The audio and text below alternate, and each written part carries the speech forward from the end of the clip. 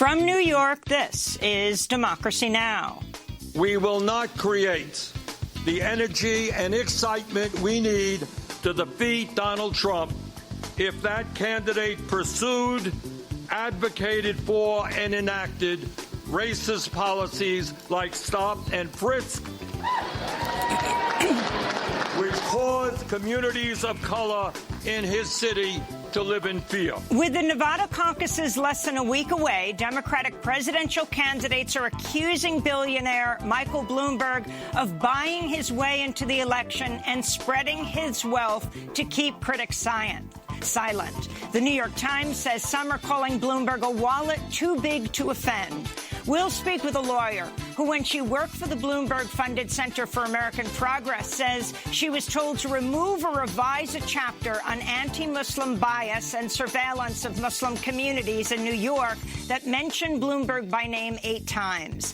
Then to Yemen, where 31 people were killed in U.S.-backed Saudi airstrikes, including women and children. The United Nations called the attack shocking. So we are here. This is one of the cars that were targeted by the Saudi American Air Force last night.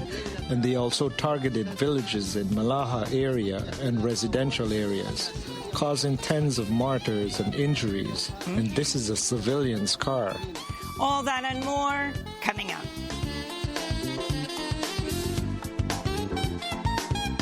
Welcome to Democracy Now!, democracynow.org, the War and Peace Report. I'm Amy Goodman.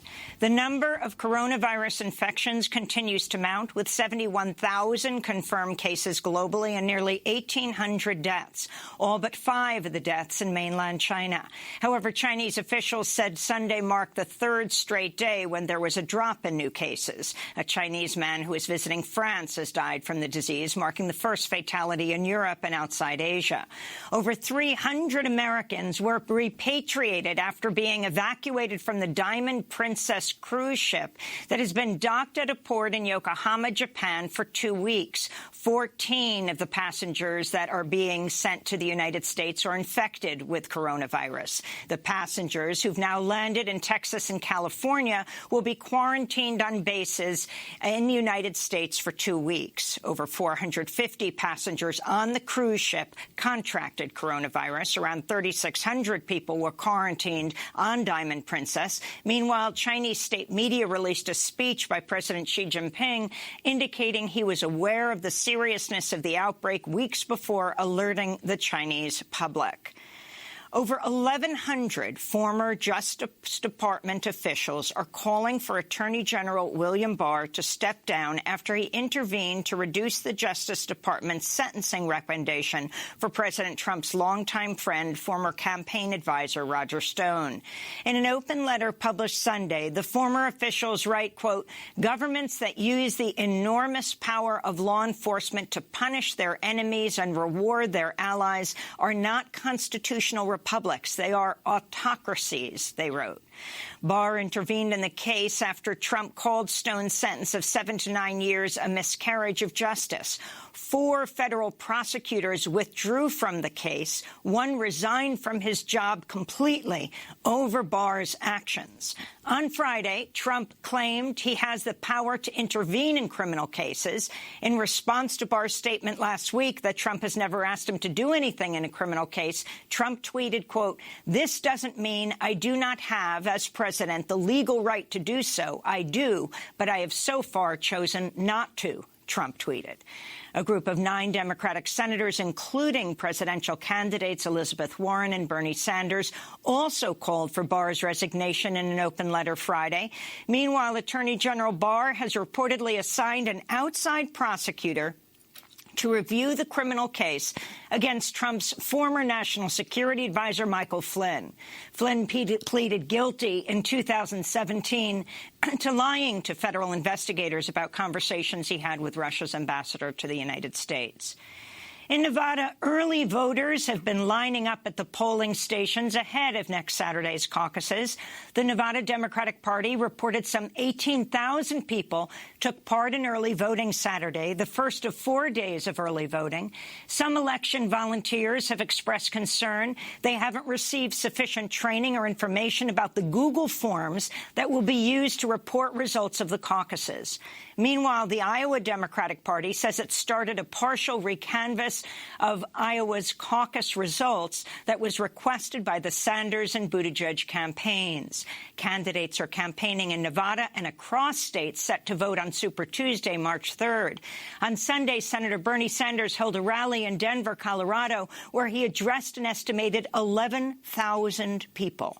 And we are going to end a corrupt political system in which billionaires buy elections. Democracy, to me, means one person, one vote.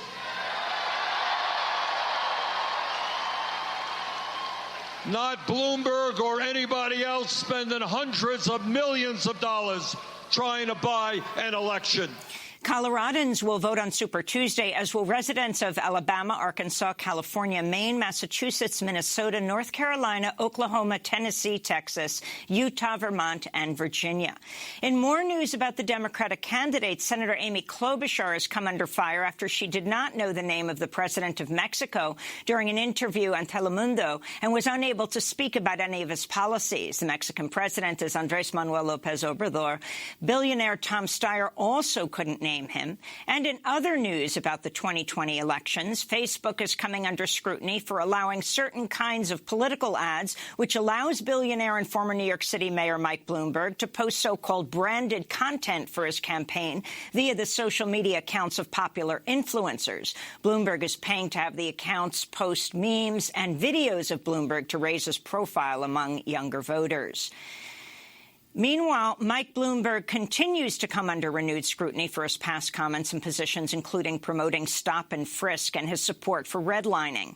On Saturday, the Washington Post reported multiple lawsuits have been filed over the years alleging women were discriminated against at Bloomberg's company, including one case filed by a former employee who blamed Bloomberg for creating a culture of sexual harassment and degradation.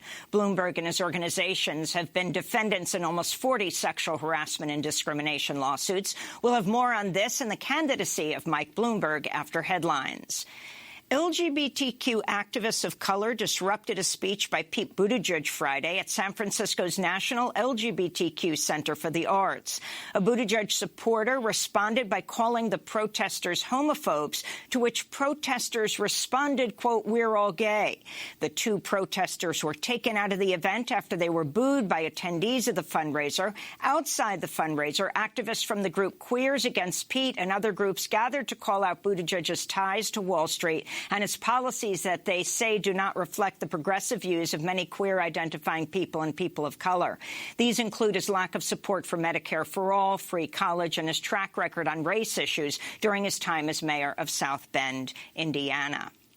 In Yemen, 31 people were killed in U.S.-backed Saudi airstrikes over the weekend, including women and children. The strikes in the northern Al-Jaf province came just hours after the Houthis said they had shot down a Saudi fighter jet in the same area. On Sunday, the United Nations said the Houthis and the U.S.-backed Saudi UAE coalition had agreed to a major prisoner swap, the first of its kind in the long-running war. More than 100,000 have died and far more have been displaced since the conflict began in 2015.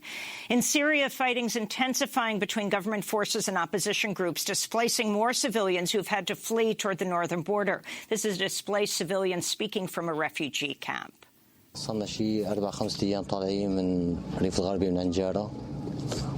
We fled 5 days ago from the western province of Anjara. We escaped the airstrikes and the shelling.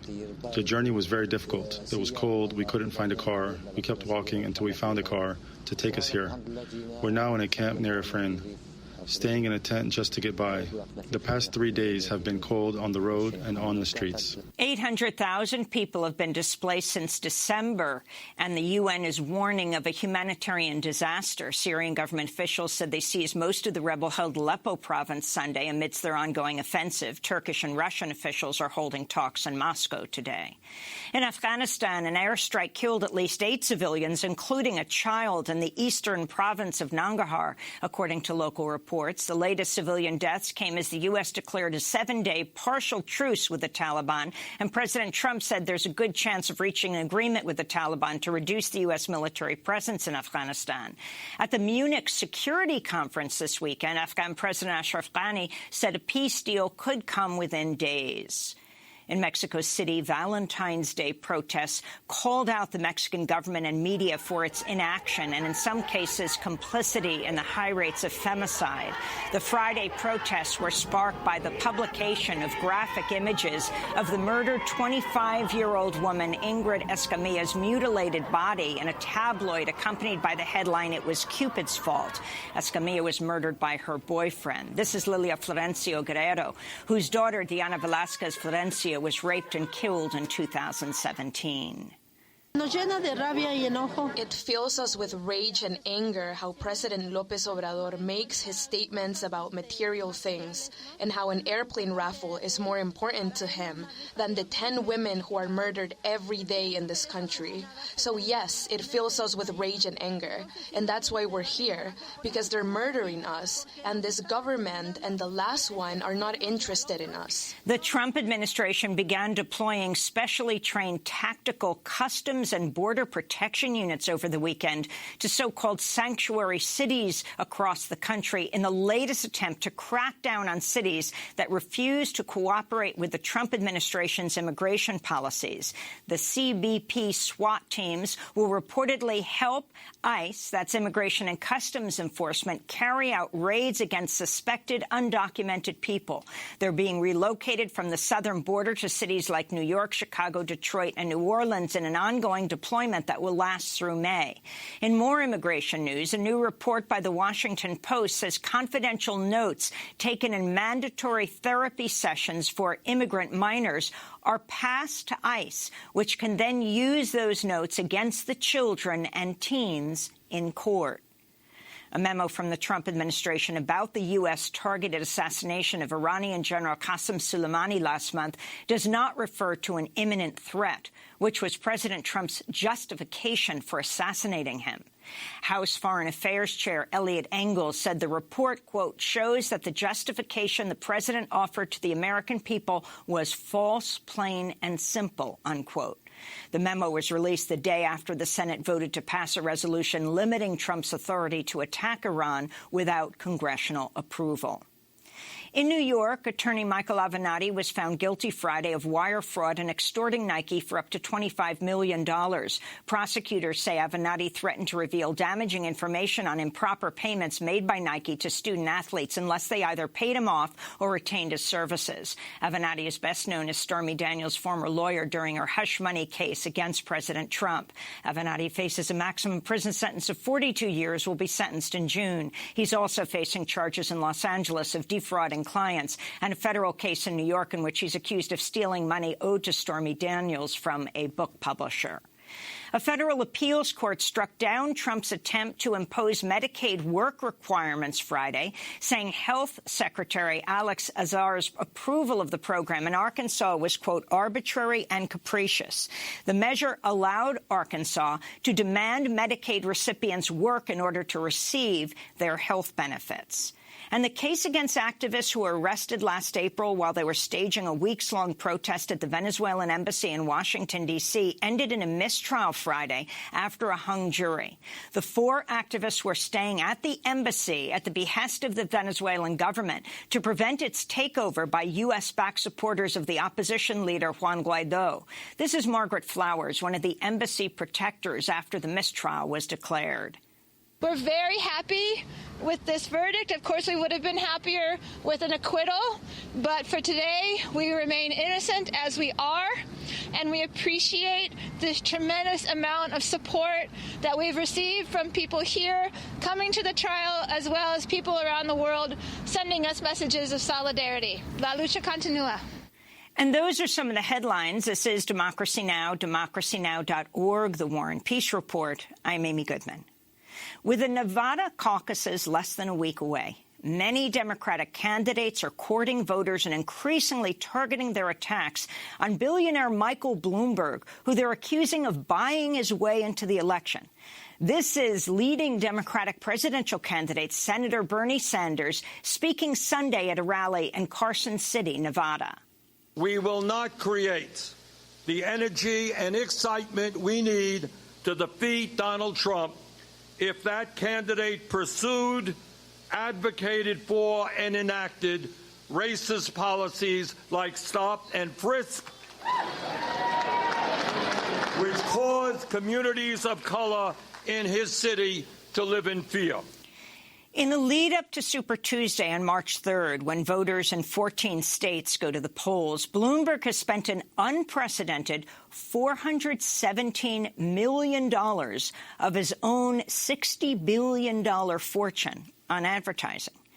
He's also paid meme influencers to share sponsored content on Instagram, hired thousands of on-the-ground political operatives to work in more than 125 offices around the country. Meanwhile, the Washington Post reports multiple lawsuits have been filed over the years alleging that women were discriminated against at Bloomberg's business information company, including one case filed by a former worker who blamed Bloomberg for creating a culture of sexual harassment and degradation.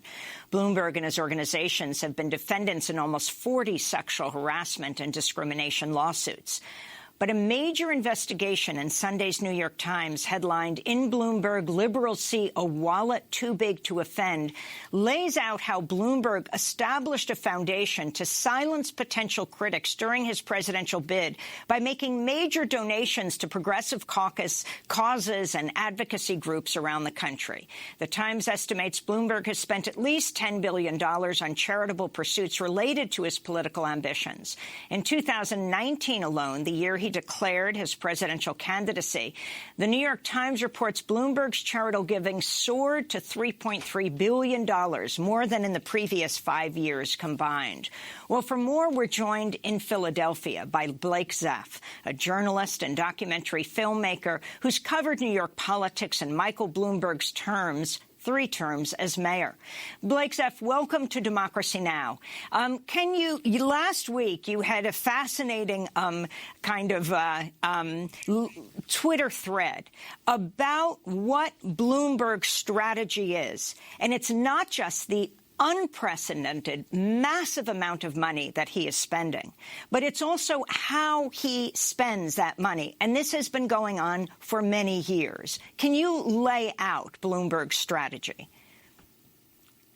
Absolutely. I think there's this kind of idea that he's spending so much money on ads, and that enables him to get his message out a little bit more than other candidates, and that's kind of where the big advantage lies. And yes, he's doing that, but there is a lot more to it than that.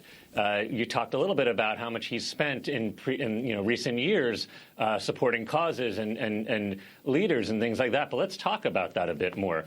I think a lot of people might be surprised to see how many endorsements Michael Bloomberg has been racking up in his presidential campaign as kind of a former local mayor. He's got Congress members throughout the country. He's got mayors throughout the country. Well, he spent about $110 million last cycle alone in 2018 supporting House candidates, 24 of whom won.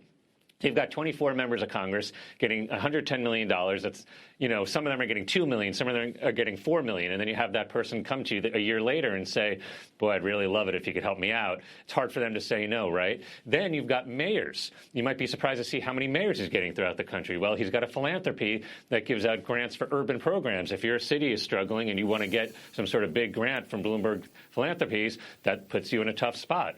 Then he's got nonprofits and charities. When Bloomberg ran for mayor, in New York City, he tried to get himself a third term, which was, at that time, not really allowed in New York because the voters had a term limits referendum. Well, Bloomberg engineered a backroom deal, and amazingly, a lot of the big nonprofits in the city supported him on that. Why? We later found out that he'd given them millions of dollars. So that money goes to lots of different places beyond just merely TV commercials. And explain what you mean. For example, for people outside of New York City, for people to understand, I mean, it was Mayor Mike Bloomberg himself who also supported term limits. Explain what the policy was in the city and how he ended up flipping it and going for a third term with, as you said, these good government groups who were absolutely opposed to a third term.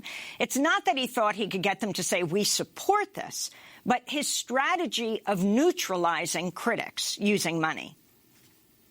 Right. So 2 points. On term limits in particular, this was fascinating. The voters of New York had said, we don't want our mayors to have more than 2 terms or be able to even run for it. There was a voter referendum. This was on the books. Bloomberg decides towards the very end of his second term that he'd like to be mayor again. They come up with a rationale, which is that, the city's been recovering from hard times. This was right around the time of, the Great Recession, if you will, kind of the housing crash, 2009. And they come up with this rationale that we need his economic expertise so badly that he needs to run again. Of course, later it's revealed by some of his allies years later that this was just an excuse to come up with some way for him to stay in office because he really wanted to do the job. So what does Bloomberg do? It's not just that he gave money to groups to kind of not make a big fuss, although he did.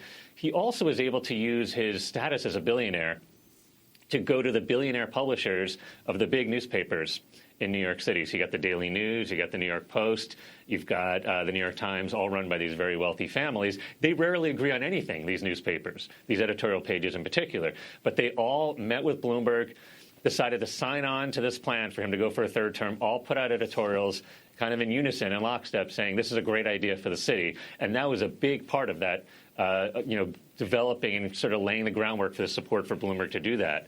To your other point about him getting typical critics or potential critics to be silent on stuff, he changes his Republican voter registration to being an independent in the middle of his mayoralty. And you would think at that point, okay, the state Republican Party is now free to attack him for the rest of his term because he's not a Republican anymore. But they never did. And people were curious. Why is that? Well, then we learned that he gave a record $1 million to the Republican State Senate Fund to kind of, not say too much. So the money works in all these different ways. We're going to break and then come back to our conversation. We're talking to Blake Zeff, journalist, documentary filmmaker, covered New York politics and Michael Bloomberg's terms as mayor. His forthcoming film is Lone Wolves, investigating the origins and effects of the student debt crisis in America. We'll be back with him and more in a moment. A spider's touch, a cold finger beckons you to enter his web of sin, but don't go in. Golden words he will pour in your ear, but his lies can't disguise what you feel. For a golden girl knows when he's kissed her, it's the kiss of death from Mr. Goldfinger. Pretty girl, beware of this heart of gold. This heart is cold. Goldfinger by Shirley Bassey. This is Democracy Now!, democracynow.org. I'm Amy Goodman. As we continue to look at how billionaire Democratic presidential candidate Michael Bloomberg wields the power of his money in different ways. There was a major front-page story in Sunday's New York Times headlined, "In Bloomberg, Liberals See a Wallet Too Big to Offend." The piece lays out how Bloomberg has kept potential critics quiet by making major donations to progressive causes and advocacy groups around the country. The Times reports, quote, that chilling effect was apparent in 2015 to researchers at the Center for American Progress, a liberal policy group, when they turned in a report on anti-Muslim bias in the United States. Their draft included a chapter of more than 4,000 words about New York City police surveillance of Muslim communities. Mr. Bloomberg was mentioned by name 8 times in the chapter, which was reviewed by the Times. When the report was published a few weeks later, the chapter was gone. So was any mention of Mr. Bloomberg's name. Well, for more, we go to Washington, D.C., where we're joined by Yasmin Tayeb, one of the authors of the report. She says they were told to make major changes to the chapter or remove it. Other officials told the New York Times they revised the report to make it focus on right-wing groups targeting Muslims. When the report came out, Bloomberg had already given the Center for American Progress 3 grants worth nearly $1.5 million and contributed $400,000 more in 2017. Yasmin Tayeb no longer works at the Center for American Progress, but she is now a member of the Democratic National Committee. And still with us in Philadelphia, journalist Blake Zeff, who covered New York politics and Mayor Bloomberg's 3 terms. Thank you so much both for joining us. Yasmin Tayeb, tell us what took place when you worked for the Center for American Progress. Tell us about this report.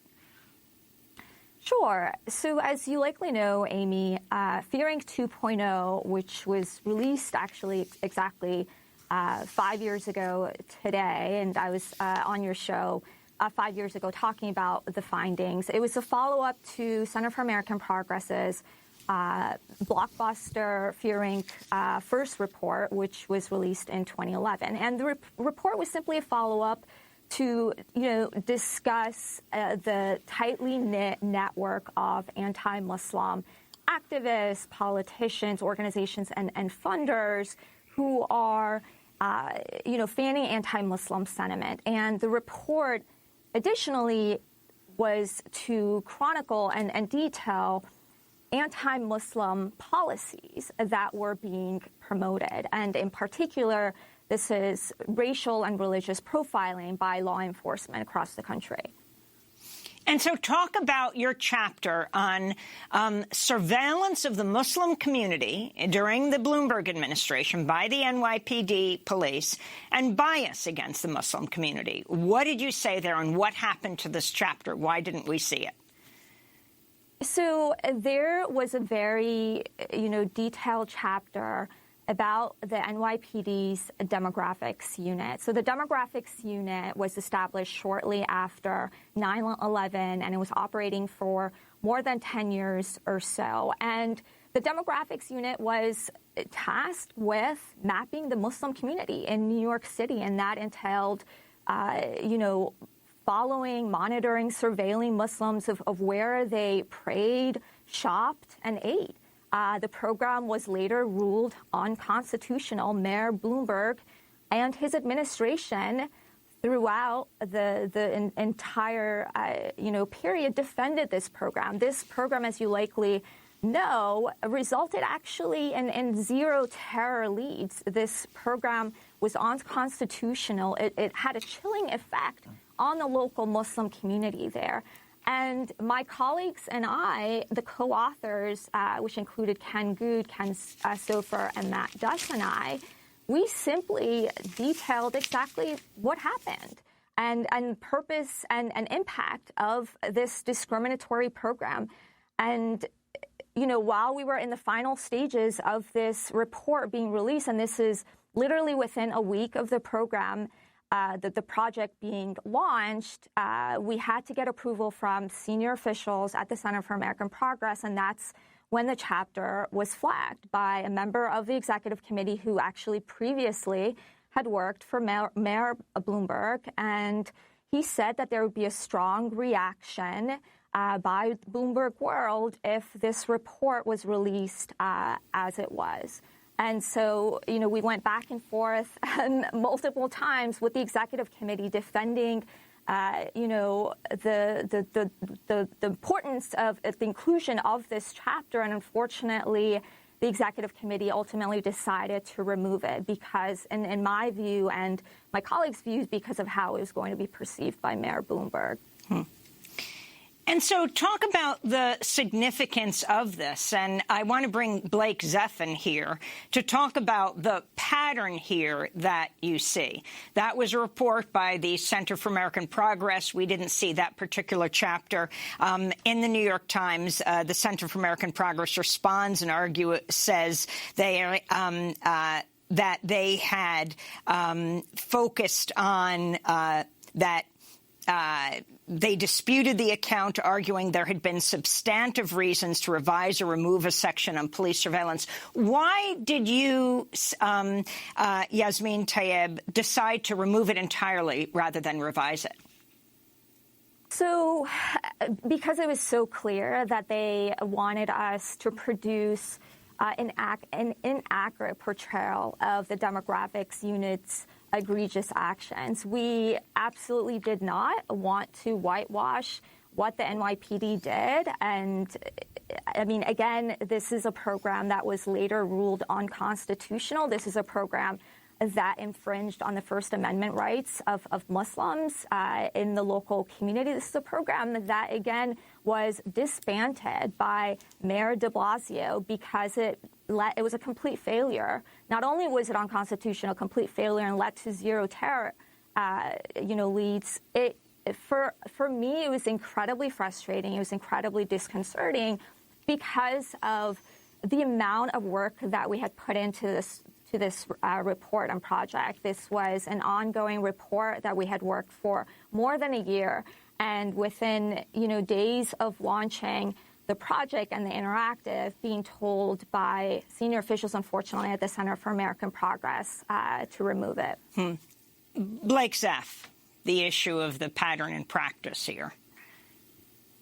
Yeah, look, if you see that New York Times article that you were referring to, Amy, there's a really interesting quote in there where former DNC chair Terry McAuliffe, who was really one of the most prodigious fundraisers for the Democratic Party over the last couple of decades, first for the Clintons, then for the Democratic Party, and then later for his own races.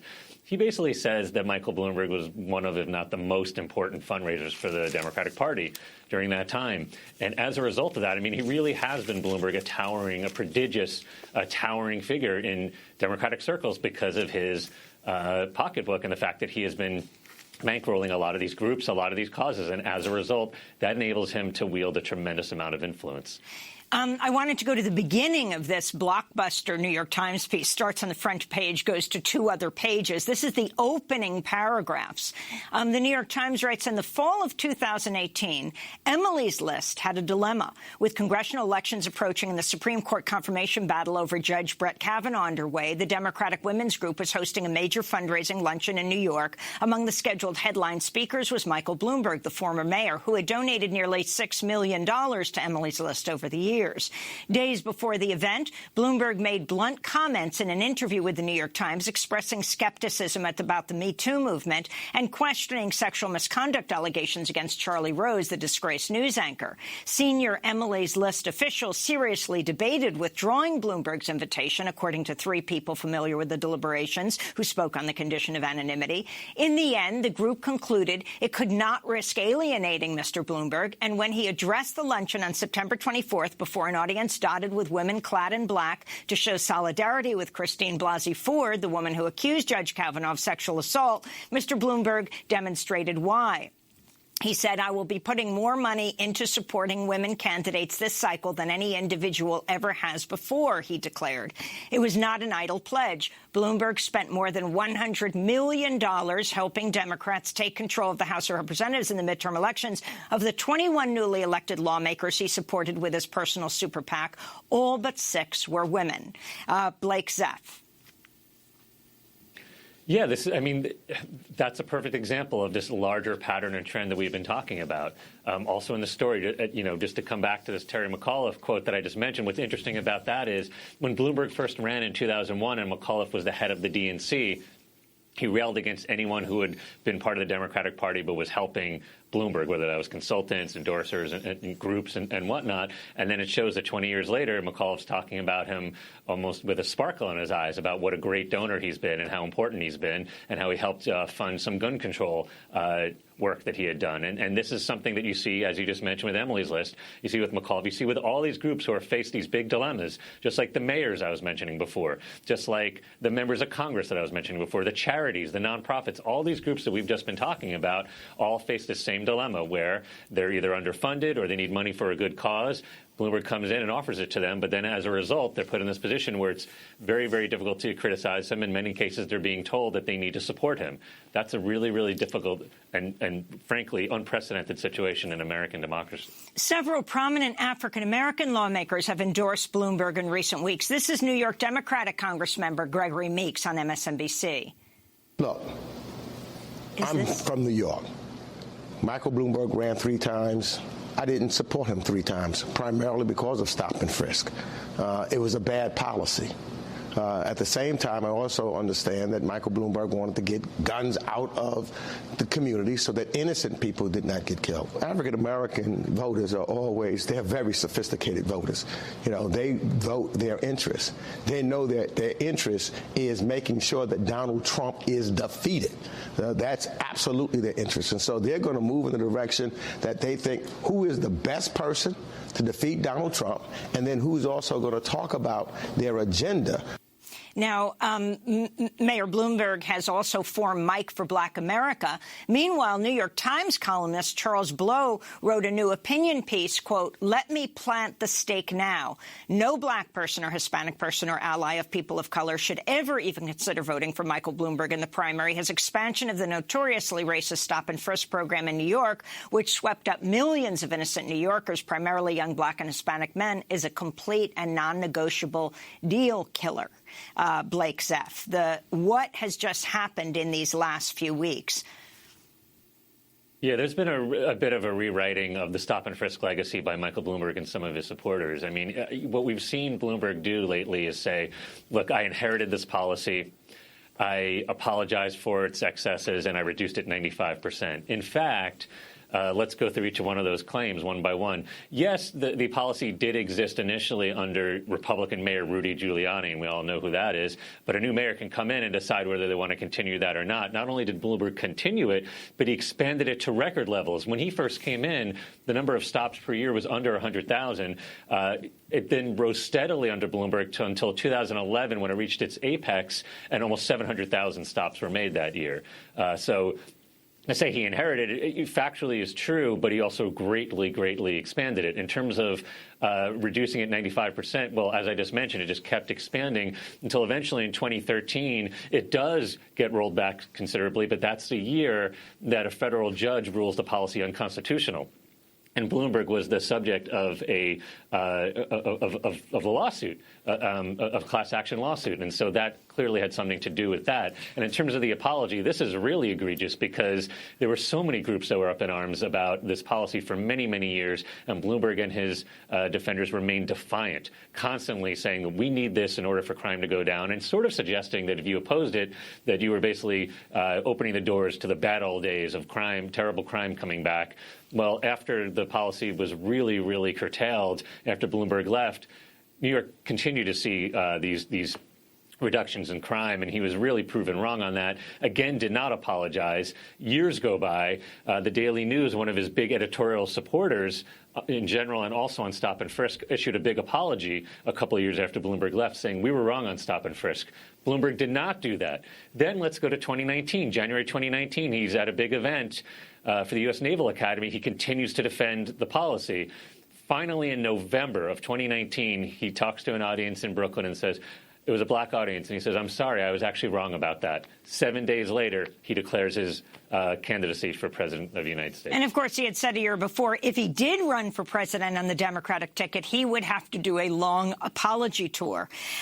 Yasmin Tayeb, I wanted to go back to you. You're no longer with the Center for American Progress, but you are on the Democratic National Committee. You recently received a phone call from Mike Bloomberg. Can you tell us what that was about?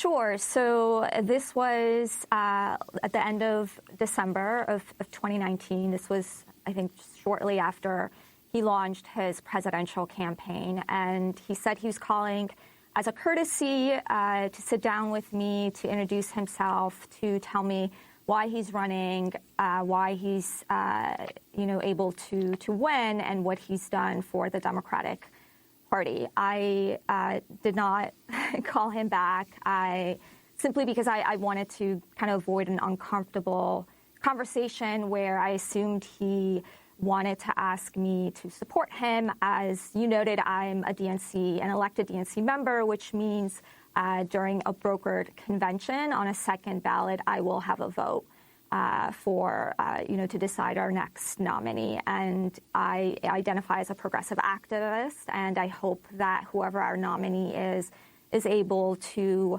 excite the grassroots and increase voter turnout and fight for a progressive platform. So why wouldn't you want to talk to Michael Bloomberg?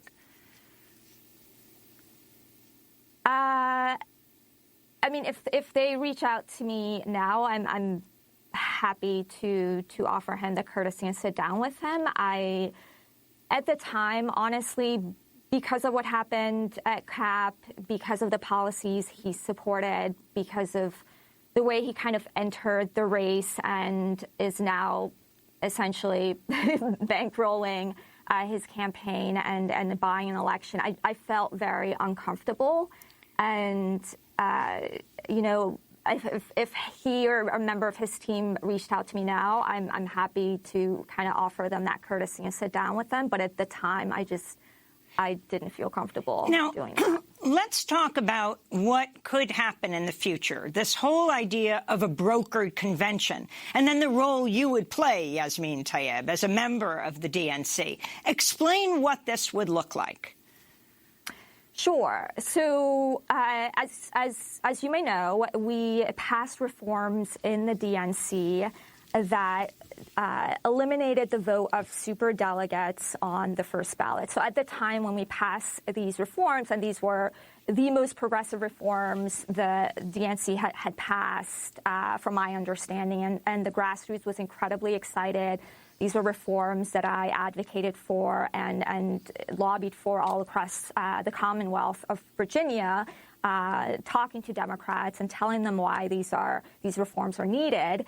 At the time, unfortunately, when they passed, we were incredibly ecstatic, thinking that now the process in 2020 will become more fair and, impartial, and the grassroots would be more, kind of excited about this and less inclined to attack the DNC and kind of leaders in the party. Unfortunately, because of how I do believe this nomination fight is going to move forward, I believe we're still going to have at least 4 to 5 candidates that are viable heading into the convention. I don't believe we'll have a single candidate that's able to receive a majority of delegates. So in order to avoid heading into a second ballot, we need to have at least one candidate that has at least, I believe the number is about 1990 delegates. And I don't think that's going to happen. And this is particularly important and why candidates like Mayor Bloomberg are, doing their homework. I mean, the fact that he reached out to me, this is in the very initial part, the first couple weeks that he entered the race, shows that he knows it will likely be a brokered convention. And he's probably been reaching out to DNC members, trying to ensure that he has as many supporters on the DNC Blake as Zeff, possible. this issue of superdelegates weighing in on the second vote, what do you foresee here and the significance of this? Sure. So let me put that question to Blake. I was going to say, I think this really speaks to another key point about Bloomberg that's worth getting into, because if it was just that he had billions of dollars and a ton of money, Tom Steyer has a lot of money. Howard Schultz had a lot of money, right? That alone is not really the entire story here. For me, it's the story about Bloomberg and what makes his candidacy potentially very potent is that it's a combination of endless resources, but also an extremely smart team that he has. They're very canny and clever, and also what I would call their Machiavellian approach to winning. And the fact that they're calling all these members to try to see if they can get that support this early on really speaks to that. They are going to understand. Look, Mike Bloomberg made his fortune. He didn't inherit a fortune from like an oil family, right? It was from data, analytics, communications, media. He really understands these areas. And they are looking at the numbers, and they know what they need to do, and they're starting that this far out. That doesn't surprise me at all. Very quickly, Blake Zeff, the role of President Obama. He is in so many of these national ads that are blanketing the networks across the country for Bloomberg, though he doesn't, specifically endorse him. Clearly, it seems like Bloomberg must have said, can I use you talking about me in these ads? What do you think Obama's role is here? I'm not so sure that they got permission.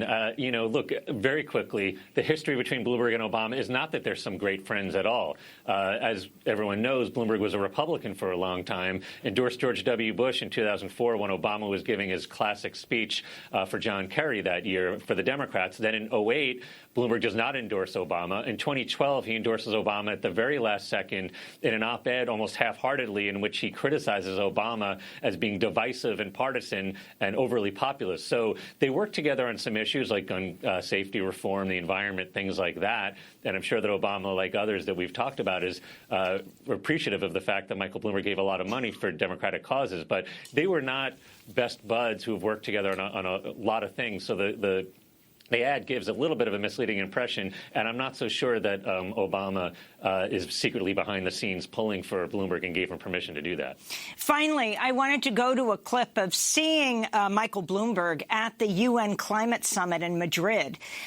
We caught up with him after, what we thought he was holding a news conference at the U.S. Climate Action Center, which he funds, where journalists would go to ask politicians questions. He even shocked the people who worked at this We're Still In conference room when he, after speaking, wrapping up his comments, after he called all the press, and there are pictures of, him standing at the UN Climate Summit sign, he was surrounded by his officials and security and walked out. So I tried to follow him to get my question to him. Mayor Bloomberg, will you be taking questions from the press? If you could just answer a question. We all packed in there to ask you questions. You're gonna trip. But the UN has said that economic and climate inequality is driving protests around the world. Thank you, sir. You're a billionaire running for president. You've spent tens of millions more dollars than the other presidential candidates. Will that be your strategy to win the presidency? We're here to talk about climate this week. That was his campaign manager saying, we're going to talk. We're only talking about climate. Of course, that night he had a long interview with Christiane Amanpour, and he was talking all about the election. But calling a news conference and then walking out before the journalists got to ask the question, but having that photo op of hundreds of journalists around him. Blake Zeff, your last 20 seconds. Look, that's just another example of their strategy, which is to try to control every aspect of the campaign they can. And that's what the commercials enable him to do. If you run so many commercials, and that's how you get your message out, you don't have to submit to interviews. You don't have to submit to scrutiny because you're already getting all the media coverage that you want. And that's a perfect example of their desire to really control every single aspect of this. And the money enables them in large part to do that. Blake Zeff, I want to thank you for being with us, journalist and documentary filmmaker, and Yasmin Tayeb, a civil rights lawyer, elected member of the Democratic National Committee. When we come back, we talk about Yemen, where 31 people were killed in U.S.-backed Saudi UAE airstrikes this weekend, including women and children. The UN called it shocking. Stay with us.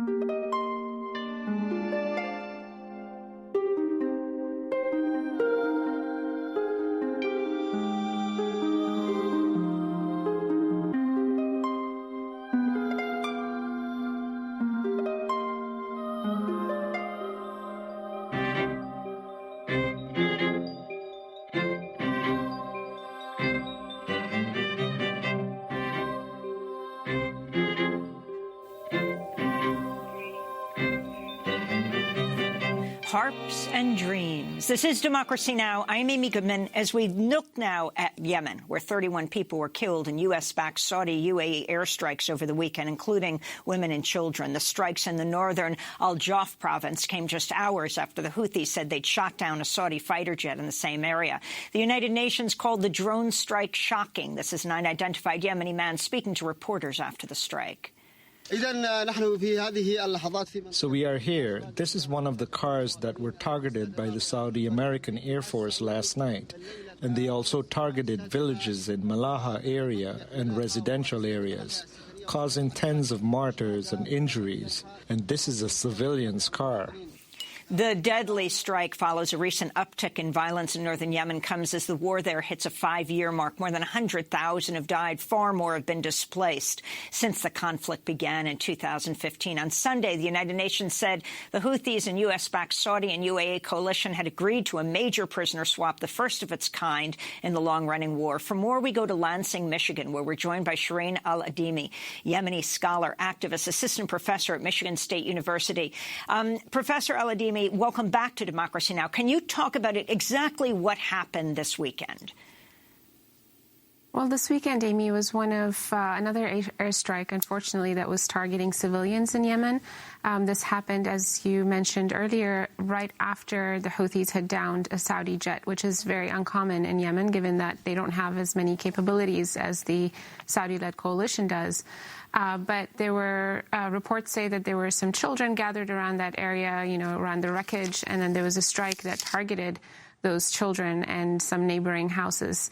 And so it's not unusual for the Saudi-led coalition to strike civilians. We just haven't heard about, a massacre, really, of 31 individuals in a while, although it's certainly been common over the last 5 years. And can you talk about the U.S. role in what's going on right now and how dire the situation? I mean, I think the UN has called it the most dire situation in the world. The situation is now in Yemen.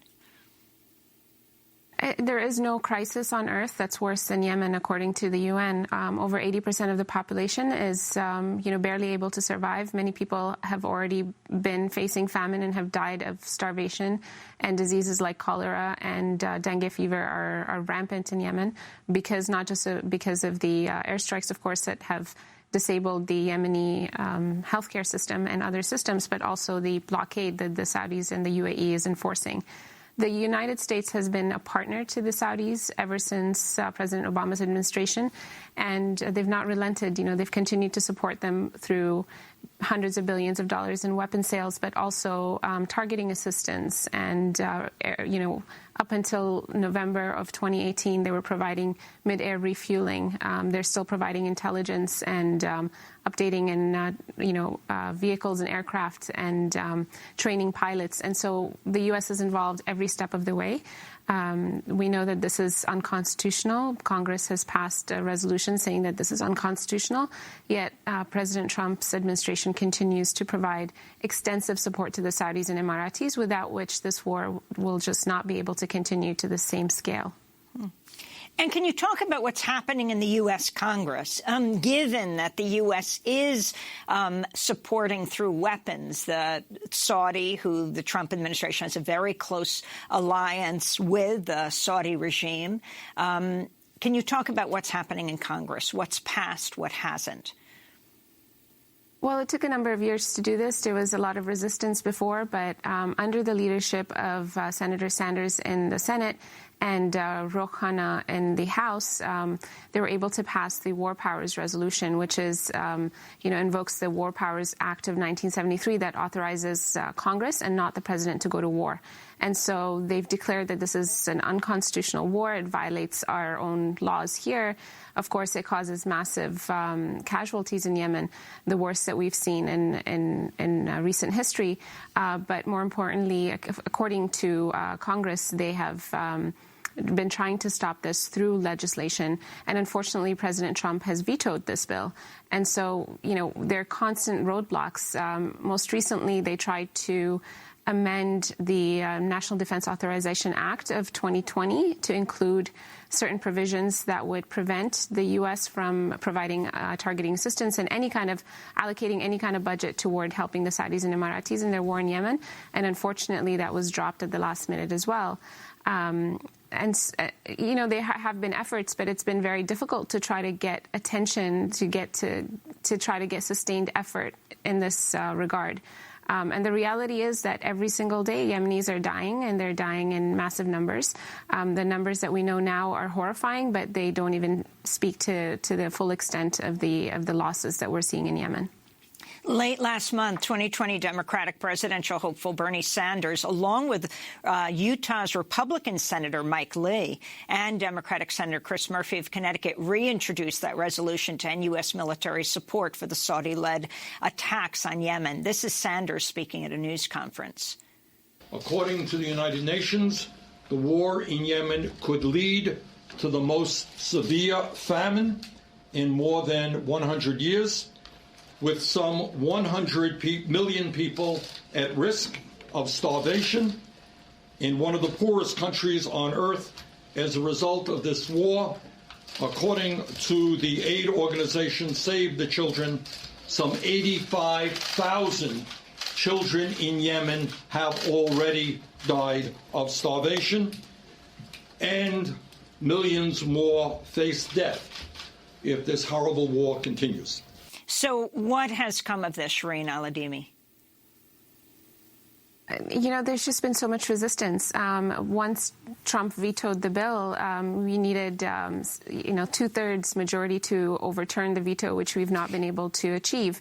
There has been Republican support and almost, a full unanimous Democratic support now, but it's going to take a lot more. And at this point, supporting candidates like Bernie Sanders, who have been committed to ending this war, is really important. Millions and millions and millions of Yemeni lives are at stake here. And so it's really important to continue to come at this from various angles, because, the war can't stop because of the veto, but it has made things very, very difficult. But the War Powers Act is one of those acts that can be invoked over and over by any member of Congress. And so we have that to continue to pursue this. Now, the relationship between the Trump family and Mohammed bin Salman, the leader of Yemen, is the leader of Saudi Arabia, is very well known at the heart of the U.S.-Saudi relationship.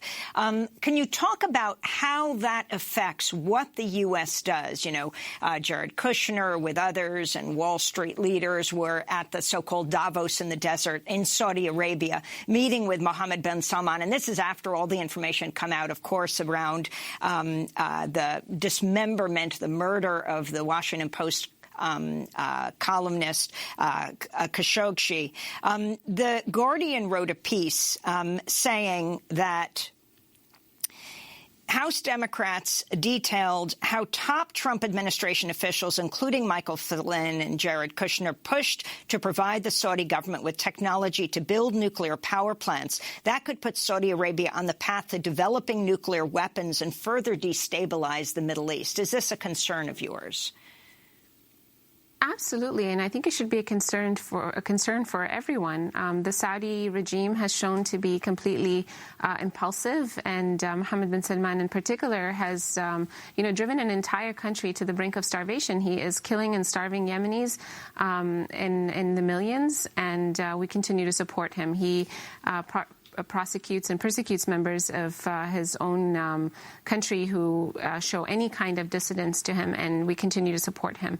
And so I don't think that this is a man who needs to be, having access to more technology that would cause even more death and destruction. The Trump administration has been very clear about why they support Mohammed bin Salman.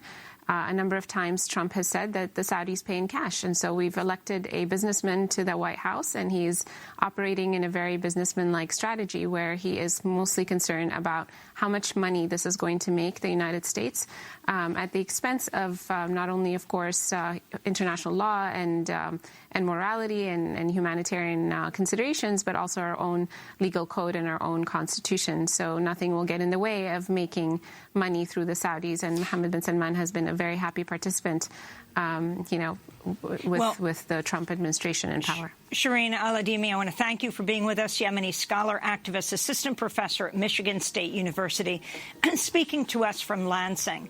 Democracy Now! Is now currently accepting applications for a development manager position, as well as our news production fellowship, both here in New York City. To get more information and to apply, go to democracynow.org. Very happy birthday to Neil Shibata and to Brendan Allen. I'm Amy Goodman. Thanks so much for joining us.